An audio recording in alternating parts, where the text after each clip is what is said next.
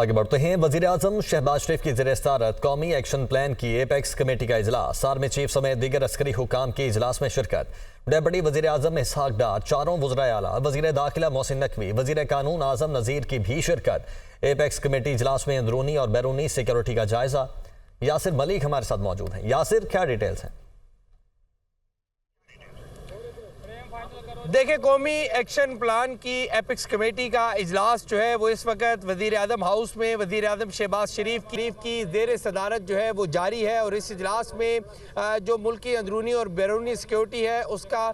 جائزہ لیا جا رہا ہے۔ اس کے ساتھ ساتھ جو پاکستان میں کام کرنے والے غیر ملکی ہیں، بالخصوص جو چینی کمپنیوں میں کام کرنے والے لوگ اور سی پیک کے اوپر کام کرنے والے جو چائنیز ہیں، ان کی سیکیورٹی کا بھی جائزہ لیا جا رہا ہے۔ اور آج کے اس اجلاس میں چاروں جو وزرائے اعلیٰ ہیں وہ بھی اس میں شریک ہیں۔ اس کے ساتھ ساتھ جو آئی جی اسلام آباد، آئی جی پنجاب، آئی جی کشمیر، گلگت بلتستان اور اسی طرح سے چاروں جو صوبائی چیف سیکرٹریز ہیں وہ بھی آج کے اس اجلاس میں شریک ہیں۔ ایک تو وزیر داخلہ کی جانب سے جو تفصیلی بریفنگ ہے وہ آج کے اجلاس کے شرکاء کو دی گئی ہے کہ اب تک جو ہے وہ پاکستان میں کام کرنے والے مختلف منصوبوں کے اوپر جو چائنیز ہیں ان کی سیکیورٹی کے حوالے سے تفصیلی بریفنگ دی گئی ہے، اور کیا کیا انتظامات کیے گئے ہیں اس کے حوالے سے بھی وزیر داخلہ محسن نقوی کی جانب سے شرکاء کو بریفنگ دی گئی ہے۔ تو آج جو ہے وہ ابھی بھی اجلاس جو ہے وہ جاری ہے وزیر اعظم ہاؤس میں، اور جو ملکی اندرونی اور بیرونی جو سیکیورٹی ہے اس کا بھی جائزہ لیا جا رہا ہے۔ جی ٹھیک ہے، بہت شکریہ آپ کا۔ وفاقی وزیر داخلہ محسن نقوی کی زیر صدارت وزارت داخلہ میں اہم اجلاس میں غیر ملکیوں خصوصاً چینی شہریوں کی حفاظت کے لیے کیے گئے اقدامات کا جائزہ، ملک میں سیکیورٹی کی مجموعی صورتحال پر بھی غور کیا گیا۔ محسن نقوی کی سیکیورٹی پلان کے SOPs پر بینون عمل درآمد کی ہدایت، ملک دشمن عناصر کے مذموم عزائم خاک میں ملانے کے لیے متعلقہ ادارے قریبی رابطہ رکھیں۔ محسن نقوی کی جانب سے یہ کہا گیا، وضع کردہ پلان کی ہر سطح پر باقاعدہ مانیٹرنگ کی جائے، سیکیورٹی پلان پر کسی قسم کی غفلت کی گنجائش نہیں۔ وزارت داخلہ سمیت متعلقہ اداروں کی جانب سے سیکیورٹی پلان اور مجموعی صورتحال پر بریفنگ دی گئی۔ براہ راست آپ کو لے چلتے ہیں، قومی اسمبلی کا اجلاس جاری ہے۔ کی حالت زار میں بہتری نہیں آئے گی سر، کوئی پاورٹی ایلیویشن پروگرامز نہیں بنیں گے۔ اس میں لکھا ہے، یہ آپ کی federal budget explanatory memorandum of federal receipts لکھتے ہیں سر کہ 10% of these proceeds will go to poverty alleviation. چلے جی، یہ بھی بڑی غنیمت ہے،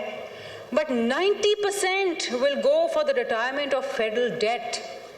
90% آپ اپنے اثاثے بیچ کے اس میں سے 90% پیسہ اپنے قرضوں میں دے دیں گے اور پھر اور قرض لیں گے۔ سر، اچھی بات کی وزیر اعظم صاحب نے کہ خدا کرے کہ یہ ہمارا IMF کے ساتھ آخری بجٹ ہو، یہ آخری لون ہو،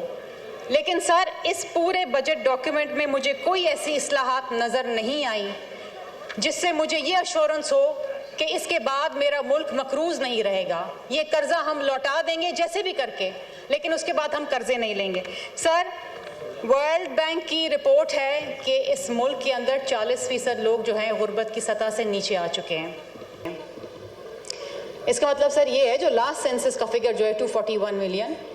اس کے تحت آلموسٹ 100 ملین پیپل، 10 کروڑ لوگ اس وقت غربت کی سطح سے نیچے ہیں۔ سر، میری گزارش یہ ہے، BISP ایک ایسا پروگرام جو پاکستان پیپلز پارٹی کی گورنمنٹ نے 2008 میں شروع کیا تھا، اور ایک ان کو قرار واقعی سزا دی جائے تاکہ آزماؤ جو لوگ ہیں ان کا آئندہ راستہ جو ہے وہ روکا جا سکے، اور اس ملک میں جمہوریت اور آئین کی حکومت جو ہے وہ پنپ سکے۔ یہ ہماری چند الفاظ میں یہ ہماری ڈیمانڈ ہے۔ یہ انتہائی سیریس معاملہ ہے، یہ کانسٹیٹیوشن کی وائلیشن کا معاملہ ہے، اور اس کو آپ اوور لک نہیں کر سکتے، اس کو درگزر نہیں کر سکتے۔ سو ہم ڈیمانڈ کرتے ہیں، ریٹریٹ کرتے ہیں اس کو کہ جی ایک کمیشن آف انکوائری انسٹیٹیوٹ کیا جائے فوری طور کے اوپر، اور اس کی بیسس کے اوپر، اس کی فائنڈنگز کی بیسس کے اوپر آگے چلا جائے۔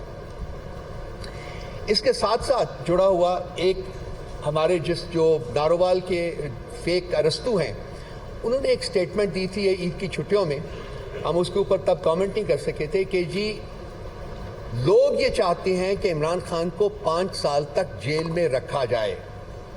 وہ لوگ جنہوں نے 8 فروری کو پاکستان تحریک انصاف کو 2/3 میجورٹی کے ساتھ جتوایا ہے، وہ لوگ ان کے پاس گئے ہیں کہ خان صاحب کو 5 سال تک قید میں رکھا جائے، کیونکہ اس ملک کو آگے لے جانے کا صرف ایک یہی طریقہ ہے کہ وہ ملکی معاملات میں انٹرفیئر ان کو نہ کرنے دیا جائے۔ یہاں بھی ہماری عدالتیں خاموش ہیں۔ کیا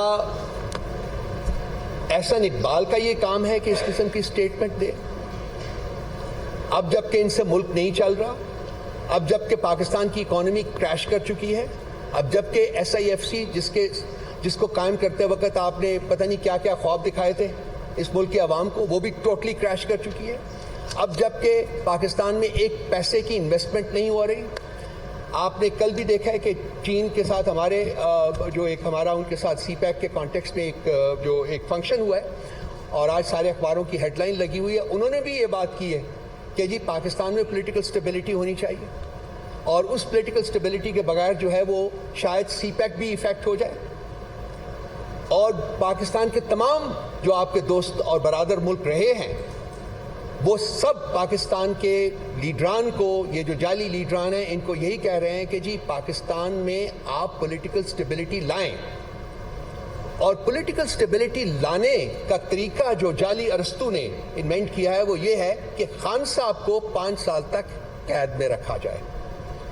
ہم اس کے اوپر بھی سپریم کورٹ سے ہم ڈیمانڈ کرتے ہیں کہ ان کا بیان جو ہے وہ ریکارڈ کروایا جائے، اور یہ اس کی بیسس، اس کی سورس جو ہے اس کا بارے میں دیکھا جائے، اور اس کی بیسس کے اوپر آگے بڑھا جائے۔ یہ اس قسم کے بیانات دینے سے ملک کی جو کشیدہ صورتحال ہے وہ مزید کشیدہ ہوتی ہے،